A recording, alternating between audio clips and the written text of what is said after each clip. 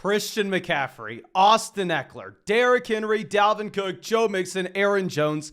There are so many running backs that have dominated fantasy football leagues for the last 6-7 years that now we're sitting here going, well, we know that running backs don't really produce after age 27. We know that usually you find a massive cliff fall dive in production. I want to go through all these older running backs, right? I want to see if we can identify any guys that are slowing down, maybe some landmines that we should be avoiding in drafts this year. But as we get this going, make sure you drop a like on this, subscribe to the channel if you play fantasy football. And of course, if you play fantasy football, you are going to love flogfantasy.com. On flogfantasy.com, you can get access to all my fantasy football rankings. You can get all of your favorite fantasy football creators' premium content. And when you sign up with promo code FLOCK, you're going to get 30% off any package with our special League One opening site-wide. And also, yours truly will break down your fantasy football team with the podcast and promo code FLOCK. But I think that should be about it, right? Let's go through, and how I want to order this is I don't want to go through the most likely guys to bust versus the least likely guys.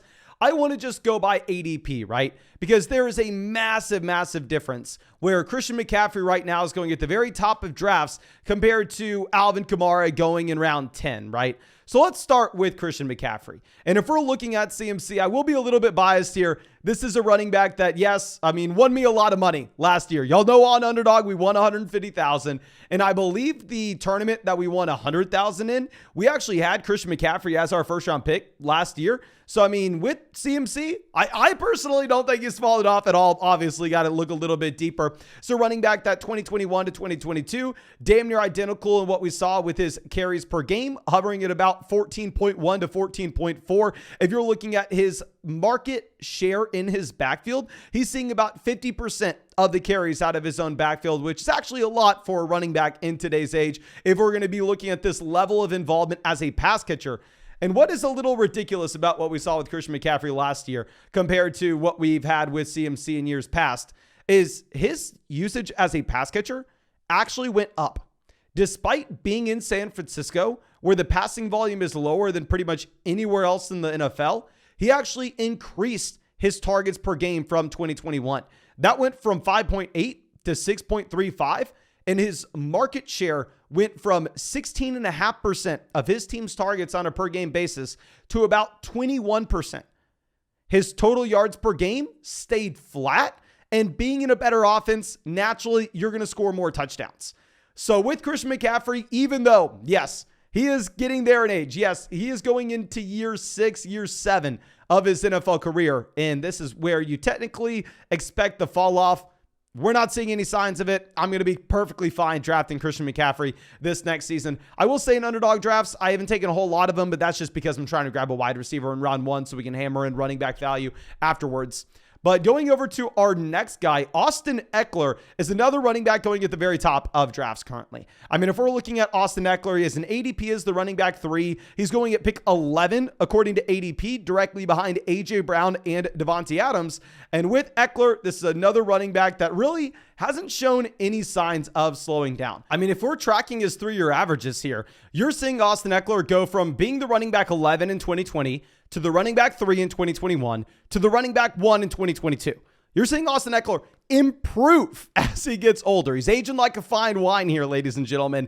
His carries per game staying relatively flat in a super narrow range, anywhere from about 11 to 13. His overall market share in his backfields hovering around 50%, just like Christian McCaffrey. And just like Christian McCaffrey, the reason Austin Ekeler is being able to hold up at such an old age is because the majority of his value he's adding is as a pass catcher. With Ekeler, you're seeing about 7.5 targets this past season. This was better than 2021. This was better than 2020. This allowed him to see almost 18% of the passing attempts in LA on a per game basis going in his direction. That is monstrous for a running back. What is also monstrous is the fact that he has averaged a touchdown a game over the past 3 seasons. Now, what we do need to be a little bit worried about here with Austin Ekeler, and that I will say there's a red flag that maybe you don't have with Christian McCaffrey, is I don't know exactly how sustainable this level of usage in the receiving game is, because if you're looking at the splits with and without Mike Williams, with and without Keenan Allen, you have Austin Ekeler getting more involved as a pass catcher, specifically when those wide receivers miss time. We've seen this over the past 3 seasons now. So it makes sense that the Los Angeles Chargers didn't have enough weapons in the receiving game for Justin Herbert. So they went out there and they got Quentin Johnston this next season. So I do think we'll see the target share go down for Austin Ekeler this next year because the addition of Quentin Johnston and presumably both Mike Williams as well as Keenan Allen staying healthy. But I don't necessarily expect it to fall from like 18% down to 10%. We know Austin Ekeler is still a phenomenal pass catcher. It probably will just come back down to 2021 levels, right? You'll see Austin Ekeler probably go from about 18% of his team's receiving production down to probably about 14 to 15%, which he can still be a top 5 running back easily there. And I mean, you're kind of seeing that baked into his price, considering the fact that he's not being drafted as the running back 1 as he finished last season. He is being drafted as the running back 3, and it kind of makes sense, right? Fantasy football drafters know what they are doing. They kind of know what to expect for the most part with a lot of these guys. In fantasy football drafts, I mean, a lot of players are ranked appropriately, especially if you're looking at underdog ADP, where there are thousands and thousands of drafts every single day. It's just every once in a while, right? We can find that massive value, or we can find the Cortland Sutton of this year and saying, avoid, avoid, avoid, avoid. Now, going over to our next guy that you're looking at is going to be Derrick Henry, right? Now, Derrick Henry is a little bit different than the other running backs on this list. With Derrick Henry, this is a running back that is not a 2017 draft pick. Derrick Henry is a 2016 draft pick. Derrick Henry is the same draft class as Ezekiel Elliott, but Derrick Henry is actually much older. Derrick Henry, back in January, turned 29. At the end of this next season, Derrick Henry is going to turn 30 at the running back position. And unlike Christian McCaffrey and Austin Ekeler, Derrick Henry is a running back that doesn't win with his involvement as a pass catcher. He wins because he's bigger, stronger, more athletic than anybody else on the football field. And as you age, that is eventually going to go away. And if we're looking at what we've seen with Derrick Henry over the past few years, the man's a juggernaut, okay? I mean, what the hell am I supposed to say? 121 total yards a game. If you're looking at how he's transitioning, his carries per game definitely were down in 2022. But if you're looking at his share in his own backfield, it was up there at 76% of the Tennessee Titans carries on a per game basis. So why I think the overall carries were down for Derrick Henry wasn't necessarily Derrick Henry falling off. It was more so the Tennessee Titans were worse this past year than we've seen them in years past. I mean, when you're winning football games, when you're a good football team, you're able to run the ball in the fourth quarter. And the Tennessee Titans weren't a great football team this past season.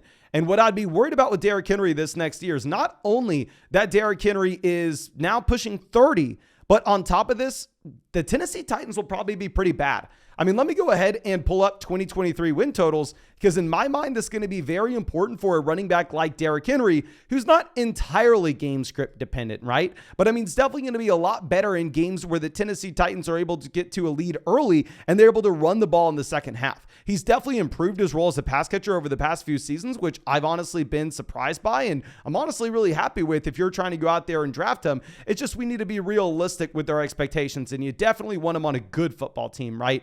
And if you're looking at the Tennessee Titans win total this next year, it's anywhere from like 7 to 8. I'm seeing it 7.5 the majority of places, which isn't a great mark. I mean, if the Tennessee Titans go out there and they're 7-10 this next season, they're going to be trailing in a decent amount of spots.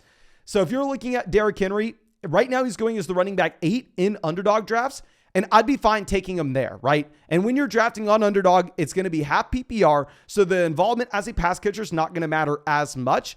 But what I'd be worried about is if you're getting in like a casual fantasy football draft, right? Just with your college buddies, and they just know, yeah, Derrick Henry's big, Derrick Henry's strong, Derrick Henry's fast. Let me go through and take Derrick Henry as a top 3 to 5 guy in a full PPR format.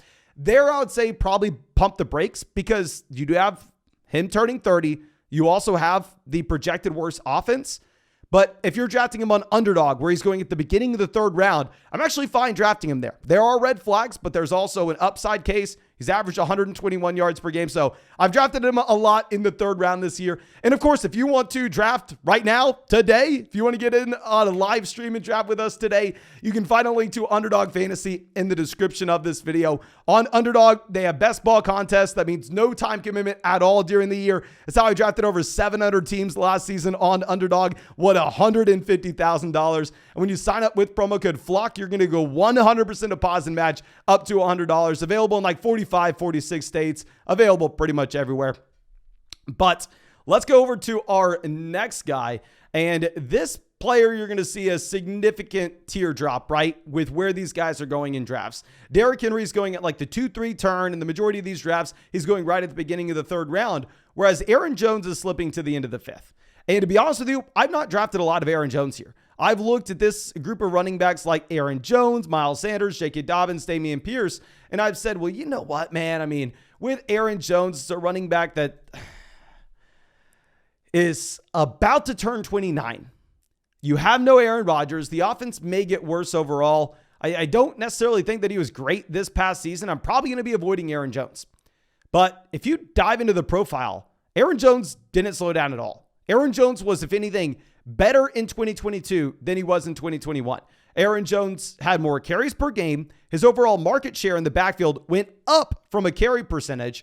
I mean, he did see a drop in targets, which is going to be a little concerning, especially considering the fact that the Green Bay Packers weren't as good. And you would assume that if they're trailing games, you actually see the jump in targets when they went down. I don't like that, but the touchdown stayed flat. His yards per game actually went slightly up. Now, there are a couple of red flags with Aaron Jones, of course. One being Aaron Rodgers is now a New York Jet, and we don't really know how Jordan Love's going to be this next year. Now, I've talked to a lot of Packers fans, right? And every time I talk to a Packers fan, they ask me what I think of Jordan Love, and every single time I go, you know what, man? I have no freaking idea. How the hell am I supposed to know what Jordan Love's going to be like? I mean, the man has played like 6 quarters of football over the past 24 months. Am I really supposed to sit here and evaluate 6 to 8 quarters of football and say, yeah, I know exactly who this guy's going to be this next year? In reality, Jordan Love's a massive wild card. I think you could see the Green Bay Packers finding a lot of success and maybe being a playoff team and winning 10, 11 games. And in that case, I think Aaron Jones would have touchdown upside and Aaron Jones would score a lot of fantasy points. However, it's also a possibility that Jordan Love is horrible, that Aaron Jones never makes it to the red zone, and that this is a situation overall that you should probably be looking to avoid. Now, for that reason, I think when it comes to Aaron Jones, it's what you think of Jordan Love. If you're a Jordan Love believer, go through and draft Aaron Jones as the running back 16. If you are not a believer in Jordan Love, you have no business drafting Aaron Jones here. But now going over to our next running back, someone that has risen up these rankings quite a bit, Joe Mixon. Joe Mixon opened up these underdog drafts going as like a 7th to 6th round pick. And now Joe Mixon is 100% going in the 6th round in every single draft. And now he's even sliding up to the 5th round. And I've heard a lot of people that have hopped in these underdog drafts lately have told me, yeah, Mason, I'm drafting Joe Mixon in every single one of these. And I mean, I completely understand why, because if we're going to go through and pull this up, Joe Mixon is surprisingly very good at fantasy football over the past 3 seasons. Joe Mixon has gotten better in terms of his overall fantasy finish. He's gone from the running back 11 to the running back 7. Now, this past year, he was the running back 6. You're getting him at a running back 20 price tag. And if you're looking across the board, what I am most excited about with Joe Mixon and why I am 100% targeting him in this range is his target share in his backfield. Joe Mixon got up to about 5.5 targets a game this past season and almost had 15% of the Cincinnati Bengals passing attempts on a per game basis going in his direction. That is monstrous. And what is also very unique with Joe Mixon is this is a running back, right, that was drafted in 2017. We just got done talking about the fact that Derrick Henry was drafted in 2016 and Derrick Henry is going to turn 30 at the end of this next year. Well, Joe Mixon's 26 right now. Joe Mixon is significantly younger than the other running backs that we have on this list, or the majority of them. You have Christian McCaffrey pretty damn young as well in comparison to these other guys. So even though Joe Mixon's been in the NFL for a very, very long time, even though he is falling down ADP, he is falling down fantasy draft boards just like these other 2017 running backs, Mixon's someone I don't think we need to avoid. Now, someone that, oh, the red flags are there, ladies and gentlemen. And this is someone that I'm willing to plant a flag in saying you shouldn't draft him. If anything, you should draft his backup. And y'all know that by now because Alexander Mattison is my most drafted player on Underdog so far this year. Dalvin Cook looks to be getting worse in every significant category.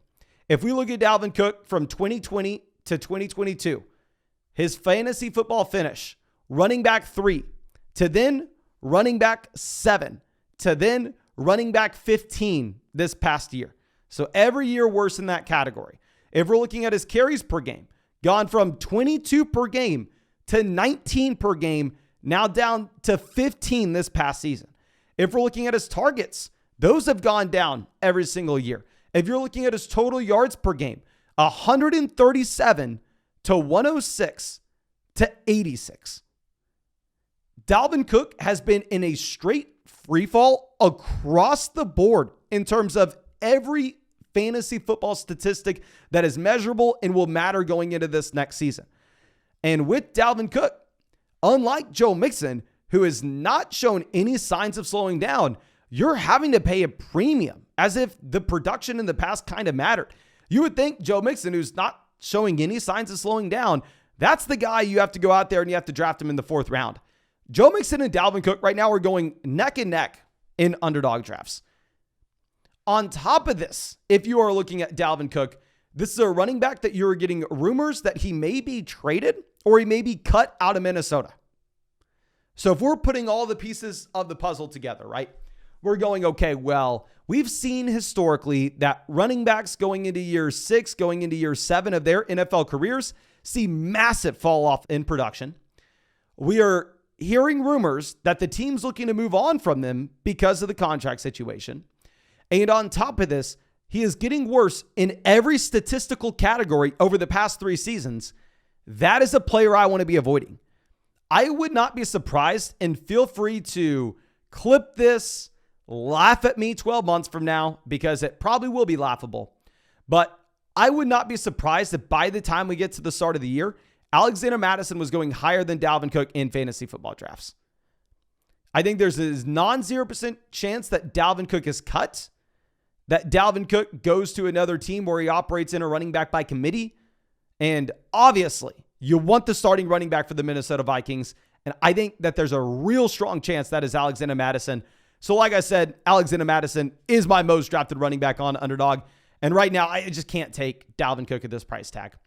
Now, going over to another running back that was in that 2017 class, a running back that has shown signs of slowing down, but it's baked into his price here. We're looking at Alvin Kamara as a really cheap option this season. Like, yes, Alvin Kamara doesn't look great, right?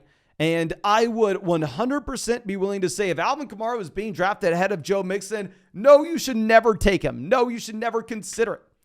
But right now, Alvin Kamara is being drafted as the 31st running back off the board on Underdog. Here's a list of options that are more expensive than Alvin Kamara in fantasy football drafts this year. Cortland Sutton, Michael Thomas, Rashad Bateman. Now, yes, I can already hear you in the comment section going, well, Mason, we have off the field concerns. What if he's suspended? First off, I don't necessarily think that it's a guarantee he gets suspended. Like, come on, we know the NFL is about making money. Are we sure that they're going to go out of their way and suspend Alvin Kamara? Because if they don't, how big is the PR backlash really for them? I'm not saying they should or they shouldn't. I'm just speaking from a fantasy football perspective here and trying to determine what's going to happen. While it's 100% in the range of outcomes that Kamara is suspended, it's also 100% in the range of outcomes that he is not. And if we're looking at Kamara, yeah, there are some red flags, right? I'm not going to deny that. You're looking at Kamara going from 12 to 18 to 15 carries per game. He's all over the place. Like, it's very hard to project exactly how he's going to be used as a rusher. If you're looking at Alvin Kamara, what I really do like to see is the involvement as a pass catcher. Now, while yes, the overall volume numbers went down in terms of his overall yards per game, in reality, the market share numbers remain neutral. Like, he went from about a 17% target share in 2021 to a 17% target share in 2022. That didn't change in the slightest. And you added in a phenomenal weapon in 2022 in Chris Olave. So you would have assumed that the target share went down, but it stayed the same. If you're looking at Alvin Kamara, the main reason why he dropped off from being the running back 2 in fantasy to the running back 8 in fantasy to the running back 13 in fantasy, a similar fall to Dalvin Cook, where if you remember, Dalvin Cook's carries per game, straight linear line down. Dalvin Cook's targets per game, straight linear line down. Alvin Kamara, the primary reason his fantasy points are going down is because he has been scoring fewer touchdowns. Alvin Kamara, back in 2020, averaged 1.3 touchdowns per game. In 2021, he averaged 0.69, and in 2022, he averaged 0.27. Now, what is the number one most volatile stat in fantasy football? That is going to be touchdown efficiency, and that is going to be touchdowns from a year-to-year perspective. I think with Alvin Kamara, no, he will no longer be a running back 1 in fantasy. I think we saw that this past year. I think that those days are over. But I do think that Alvin Kamara is still similar to an Austin Ekeler level player, is going to be a phenomenal passing down option in his offense. I think the targets should remain elevated at about 5 to 6 targets per game. And I think similar to Austin Ekeler, he should be able to thrive in PPR formats. Now, underdogs have PPR, so I'm not sitting here and saying, yeah, Alvin Kamara should be a top 18 running back. No, he shouldn't. But in reality, I think a lot of people are overestimating the risk that you have with Kamara. Even with the addition of both Miller and Jamal Williams, neither running back's going to catch the ball out of the backfield. I think that role is still safely Kamara's. And I'm fine drafting him at this price. Like, I've actually drafted a decent amount of Alvin Kamara behind Bateman, behind Sutton, behind Michael Thomas. I'm completely fine grabbing him there.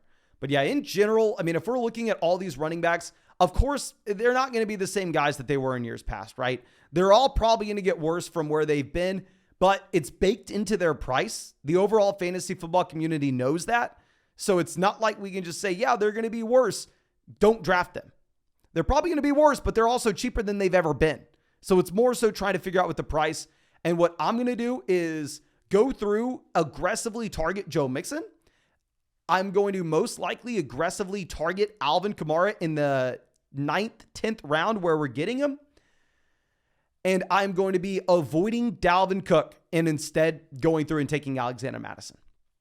But I think that's all I have for y'all. Again, thank you so much, ladies and gentlemen.